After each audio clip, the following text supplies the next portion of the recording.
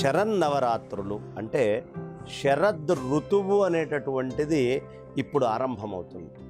ఈ శరద్ ఋతువు అనేది ఎంత అద్భుతమైనటువంటిదయ్యా అంటే చంద్రుడు భూమికి బాగా దగ్గరకు వచ్చి చంద్రుడి యొక్క కళలు ఈ భూమి మీద విస్తృతంగా వచ్చేటటువంటి రోజు.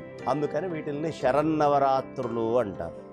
అంతకుముందు వసంత నవరాత్రులు చూసాం, అలాగే మిగతా ఇంకొక 2 నవరాత్రులు ఉన్నాయి. ఇది ప్రధానమైనటువంటి అమ్మవారిని బాగా ఆనందంగా కొలుచుకునేటువంటి నవరాత్రి.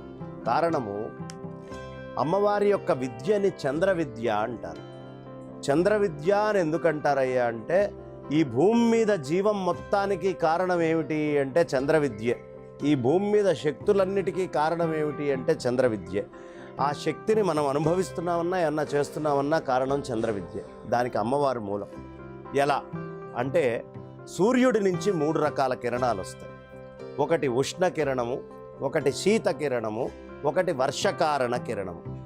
సూర్యుడి నుంచి వర్షకారణ కిరణము అనేది వచ్చి వర్షాలు రావడానికి మేఘాలని నీళ్ళని పైకి తీసుకెళ్తుంది. ఒకటి ఉష్ణ కిరణాలు అందరికీ తెలుసు, బాగా వేడిగా కిరణాలు వస్తాయి సూర్యుడి నుంచి. కానీ సూర్యుడి యొక్క శీత కిరణాలు, సూర్యుడిలో ఎప్పుడైనా శీత కిరణాలు వస్తాయమ్మా? చూసావా? నీకేమన్నా గుర్తుందా? సూర్యుడి నుంచి చల్లటి కిరణాలు వస్తాయా? వస్తాయి. ఎలా వస్తాయి అంటే ఆ సూర్యుడి కిరణాలు చంద్రుడి దగ్గరికి చేరి చంద్రుడి నుంచి పరోక్షంగా భూమికి వచ్చేటటువంటి కిరణాలని మన ఋషులు సూర్యుడి యొక్క శీత కిరణాలుగా వాటిని విభజించారు. ఈ చంద్రుడి దగ్గరకు వచ్చి చంద్రుడి నుంచి వచ్చేటువంటి కిరణాలే ఈ జీవానికి మొత్తానికి, ఈ బయట ఉండే ప్రకృతిలో ఉండే ఫలాలు, పండ్లు, చెట్లు, ఓషధులు వీటన్నిటికీ మూలం ఏమిటయ్యా అంటే ఆ సూర్యుడి నుంచి వచ్చేటువంటి శీత కిరణాలు. సూర్యకిరణాలేమో తప్తం చేస్తాయి. ఈ చంద్రుడి నుంచి వచ్చే కిరణాలు జీవాన్ని చక్కగా ఇలా అభివృద్ధి చెందేట్టుగా చేస్తాయి.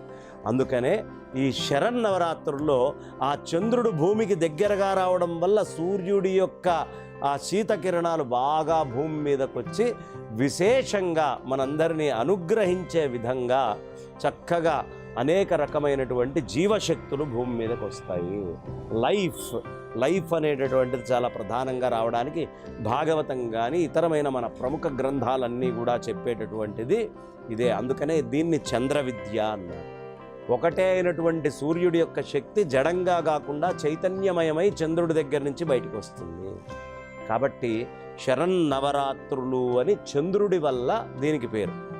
ఇక శరన్నవరాత్రుల్లో 9 రోజులు అమ్మవారికి ఎందుకు పూజ చేస్తారయ్యా అంటే మన శరీరము లోపల భండాసురుడు, మహిషాసురుడు ఇట్లా అనేకమైనటువంటి ఆసురీ శక్తులు, భండాసుర సంతానము, అన్ని శక్తులు, ఆ రురువు యొక్క కుమారుడైనటువంటి భండాసురుడు వీళ్ళందరూ కూడా లోపల ఉన్నారు. ఈ లోపల ఉండేటటువంటి ఆసురీ శక్తులు ప్రకృతిలో కూడా ఈ ఆసురీ శక్తులు నిండి ఉన్నాయి. ఈ ప్రకృతి అంతా నిండి ఉన్నటువంటి ఆసురీ శక్తులు, నెగిటివ్ ఫోర్సెస్ ఏవైతే ఉన్నాయో వాటన్నిటినీ నియంత్రణ చెయ్యాలి అంటే మన శరీరము లోపల చైతన్యాన్ని ఎలా తెచ్చుకోవాలి, ఈ ప్రకృతి లోపల చైతన్యాన్ని ఎలా తెచ్చుకోవాలి, ఈ బ్రహ్మాండం అంతా శుద్ధి ఎలా చెయ్యాలి అని చక్కగా నవరాత్రుల్లో కలశం ఒకటి పెడతాం. కలశస్య ముఖే విష్ణు కంఠే రుద్ర సమాశ్రితా మూలే తత్ర స్థితో బ్రహ్మ మధ్యే మాతృగణా స్మృతా కుక్షౌ తు సాగరా సర్వే సప్తద్వీపా వసుంధరా ఋగ్వేదోథయజుర్వేద సామవేదోఖ్యథర్వణ అంగైశ్చ సహితా సర్వే కలశేషు సమాశ్రితా. ఈ కలశము లోపల ఈ ఇంత మొత్తం బ్రహ్మాండం అంతా ఆవహించి అందులో పెట్టి అందులో సగం నీళ్ళు, సగము గాలి, సగము అగ్ని, పైన కొబ్బరికాయ పెడతాం కదా, అగ్ని వచ్చేస్తుంది, లోపల ఒక వేడి వస్తుందన్నమాట. ఆ అగ్ని, అదేవిధంగా ఆకాశము, వాయువు, ఇవన్నీ కూడా పృథివీ, కొంచెం పృథివీకి సంబంధించిన గంధము, ఆకులు, అక్షతలు ఇవన్నీ కూడా వేస్తాం. అంటే మొత్తం పంచభూతాలని, బ్రహ్మాండంలో ఉండేటటువంటి ద్వీపాలని, దేవతాశక్తుల్ని అన్నిటినీ ఆ పూర్ణ కలశం లోపల పెట్టి మనం అక్కడి నుంచి దేవతాశక్తుల్ని ఆవాహన చేయటం. ఒక్కొక్క రోజు ఒక్కొక్క అమ్మవారికి మనం పూజ చేస్తాం. మొదటి రోజు బాల త్రిపురా సుందరి, ఆవిడే చక్కగా శ్రీచక్రానికి మొట్టమొదటి ఆవరణలో ఉండే తల్లి. బాల లేకపోతే శ్రీ విద్య చేయడానికి ఎవ్వరికీ హక్కు లేదు. ఇక రెండో అమ్మవారు గాయత్రి అమ్మవారు. చాలా విశేషంగా గాయత్రి అమ్మవారిని సంధ్యా సమయాల్లో మనం కొలుస్తూ ఉంటాం. త్రిసంధ్యల్లోనూ ఆ తల్లిని తలుచుకోకుండా మనం ఉండం. ఈ గాయత్రి అనేటటువంటి శక్తి వల్లే మనకు ఆహారాదులు చాలా విశేషంగా లోపల బయట కూడా వస్తున్నాయి. జలాలు ఒంట్లో ఎవరికైనా నీళ్లు ఇంకిపోతున్నాయి అంటే గాయత్రి అమ్మవారి యొక్క అనుగ్రహం పూర్తిగా లేదు కాబట్టే డ్రై అవుతున్నాయి. Dry ice, dry skin, dry అనే పదం చెప్తూ ఉంటారు. కాబట్టి అలా గాయత్రి శక్తులను ఎలా తెచ్చుకోవాలి? ఇక అన్నపూర్ణ శక్తి, శరీరానికి అవసరమైనటువంటిది అన్నము. ఆ అన్నమే మనస్సుకి కూడా కారణం. 3వ రోజు అన్నపూర్ణ అమ్మవారిని తీసుకొచ్చుకుంటాం. 4వ రోజు లలితా త్రిపుర సుందరిని, లేకపోతే కొంతమంది చండీ అమ్మవారిని కూడా ఆవాహన చేసుకొని విశేషంగా మనం పూజ చేసుకుంటూ ఉంటాం. ఆ తర్వాత మహాలక్ష్మి అమ్మవారిని ఆవాహన చేస్తాం. మహాసరస్వతి అమ్మవారిని ఆ మరుసటి రోజున ఆవాహన చేస్తాం.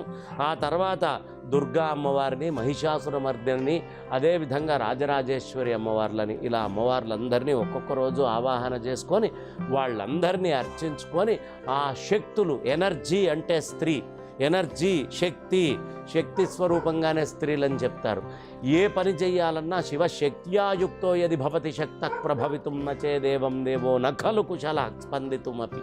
కనీసం కదలటానికి కూడా సర్వవ్యాపకమైన పరమాత్మకి శక్తి లేదు. ఆయనలో కదలికలు రావాలి అంటే శక్తి ఉండాలి, లేకపోతే జడ వస్తువు అని చెప్తారు.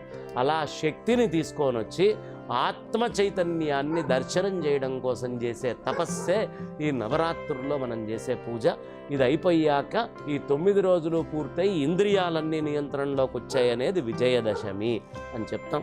ఈ సందర్భంలో అమ్మవారికి ఏం పూలు పెట్టాలి, ఎలాంటి రంగు చీరలు పెట్టి అలంకారం చేయాలి, ఈ విషయాలన్నీ కూడా చాలా విశేషంగా విస్తృతంగా చెప్పబడ్డది. ఈ పూలతోటి పూజ చేయండి అని కూడా, అది చాలా గొప్పదైనటువంటి పూజా విధానం అమ్మ. అందుకే శరన్నవరాత్రులు అంటాం.